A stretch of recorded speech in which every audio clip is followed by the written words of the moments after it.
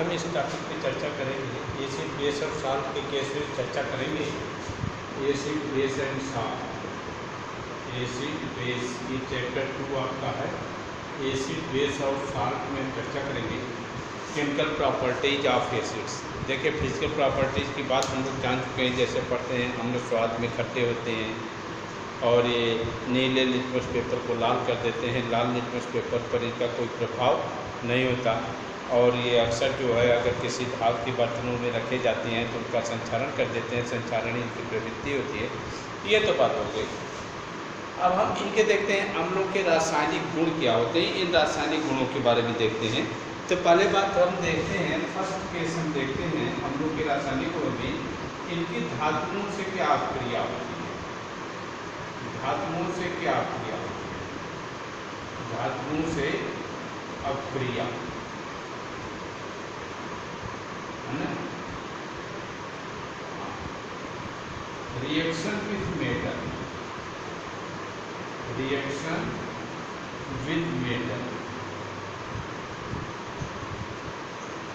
तो देखिए धातुओं से अपक्रिया के मामले में क्या है कि जब किसी धातु से अम्लों की क्रिया कराई जाती है ना, वो सारी धातु नहीं, सभी धातुओं की बात नहीं करते हैं, कुछ प्रमुख धातुओं के साथ जैसे आपका जिंक है, मैग्नीशियम है ना, कई धातुओं के साथ ये अपक्रिया करते हैं। जिंक मैग्नीशियम जैसे कई धातुओं से ये अपक्रिया करके हाइड्रोजन गैस मुक्त करते हैं। जैसे जेडीएन से क्रिया करा दीजिए आप H2SO4 की, तो यहाँ पर देखिए बन जाएगा ZnSO4, ये लवण बनाएंगे और हाइड्रोजन गैस मुक्त हो जाएगी। जब जिंक से क्रिया करती है सल्फ्यूरिकम तो ये एसिड, ये हाइड्रोजन जिंक से क्रिया करने के बाद हाइड्रोजन गैस मुक्त कर देगी और जिंक सल्फेट बन जाएगा। इसी तरह अगर जिंक से आप कार्बोनिक अम्ल की क्रिया करा दो H2CO3, ये भी एसिड ही है, यहाँ पर हो जाएगा ZnCO3, जिंक कार्बोनेट और प्लस हाइड्रोजन गैस मुक्त हो। इसी तरह मैग्नीशियम से भी इनकी क्रिया देख लेते हैं, Mg प्लस HCl, क्या हो गया MgCl2 प्लस हाइड्रोजन गैस मुक्त हो गई। इसको बैलेंस कर लेते हैं, क्लोरीन इधर 2 है, यहाँ इस पूरे अणुओं की संख्या 2 कर दो, अब क्रिया बैलेंस हो गई। मैग्नीशियम की इसी तरह से H2SO4 से क्रिया करा देते हैं, H2SO4, तो क्या बन गया MgSO4 प्लस H2। तो कहने का मतलब ये है कि मैग्नीशियम जिंक जैसी कुछ धातुओं के साथ क्रिया करके ये बनाते हैं लवण और हाइड्रोजन गैस मुक्त होती है।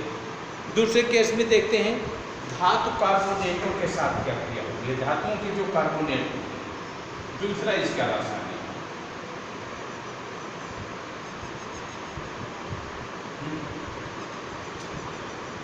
दूसरा रासायनिक reaction with metallic carbonate,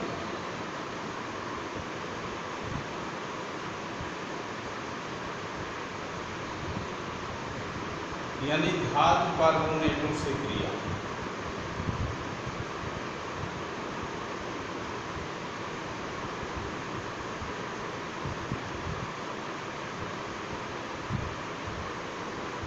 Na2CO3, K2CO3, MgCO3, CaCO3, BaCO3, barium chloride, ये सब धातु कार्बोनेट ही है ना।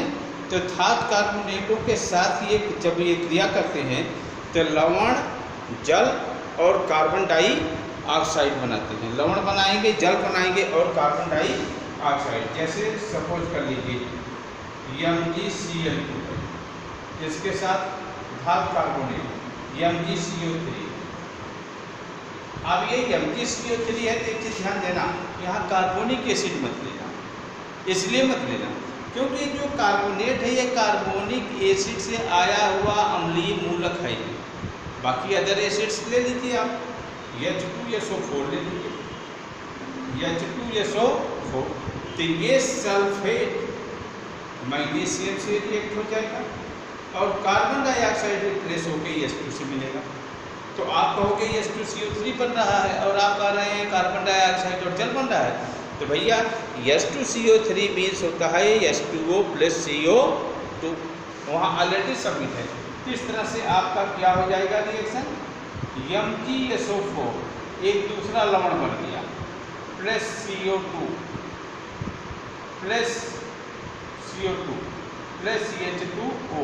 ये जो एरो आपको ऊपर की तरफ दिखाया जाता है इसका मतलब होता है गैस। ठीक, तो इस तरह से धातु कार्बोनेटों से अगर किसी धातु के कार्बोनेट से क्रिया कराई जाए किसी अम्ल की, etcetera then carbonic acid, carbonic acid नहीं होनी चाहिए, किसी अन्य अम्ल की क्रिया कराई जाए तो हमको लवण मिलेगा, कार्बन डाइऑक्साइड मिलेगा और जल मिलेगा। आइए एक दूसरा भी लवण ले लेते हैं, दूसरा कार्बोनेट Na2CO3 ले लेते हैं, प्लस इससे क्रिया करा देते हैं HCl। ठीक, क्या बन जाएगा, NaCl बन गया, NaCl बन गया। अब चूंकि यहाँ सोडियम 2 है इसलिए इसको करिए 2NaCl बैलेंस हो के लिए। अब क्लोरीन 2 हो गई इसलिए इसको पूरा अणु 2 कर दीजिए। ठीक, बैलेंस करते चल रहे हैं और प्लस आपका बन जाएगा H2O + CO। अब आप देख लीजिए, आप रिएक्शन आपका बैलेंस होगा। कोई और एसिड ले लीजिए, कोई और कार्बोनेट ले लीजिए, आप K2CO3 ले लीजिए या ZnCO3 ले लीजिए, कोई भी ले लीजिए ZnCO3 प्लस इससे क्रिया आप करा दीजिए H2SO4 की, क्या बन जाएगा, ZnSO4 बन जाएगा प्लस H2O बन गया प्लस CO2 बन गया।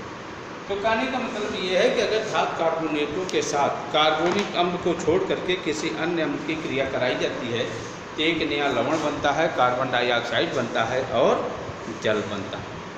ठीक, अब आते हैं इसकी तीसरी प्रॉपर्टी पर।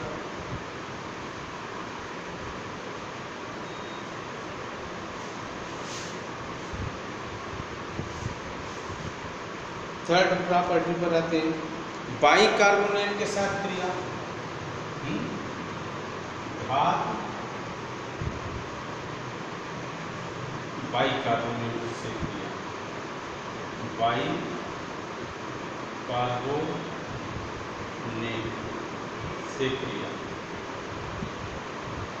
बाइकार्बोनेट को हाइड्रोजन कार्बोनेट भी बोला जाता है, हाइड्रोजन कार्बोनेट भी बोला जाता है। रिएक्शन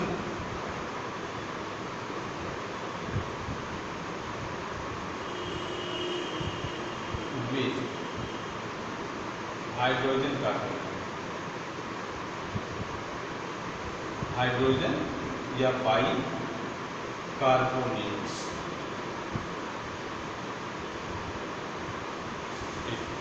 तो जब भी आप किसी भी अम्ल की हाइड्रोजन या बाइकार्बोनेट के साथ क्रिया कराते हो तो यहाँ भी वही बात होगी जो वो पहले के समीकरण में हुई, एक नया लवण बनेगा, कार्बन डाइऑक्साइड और जल बनेगा।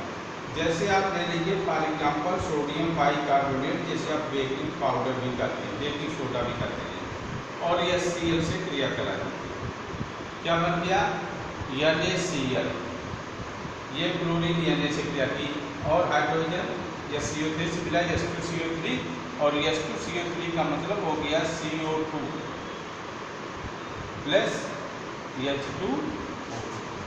मैग्नीशियम बाइकार्बोनेट की Cl से क्रिया करा दीजिए MgHCO3 होल ट्वाइस प्लस या Cl की कराओ या H2SO4 की करा देते हैं तो क्या बन गया MgSO4 प्लस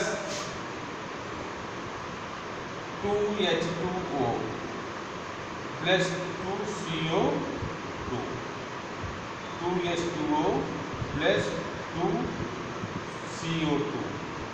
आप देख लीजिए बैलेंस होगा क्योंकि हाइड्रोजन ये होल का ट्वाइस है, हाइड्रोजन 2 और 2 4, 2 दूना 4,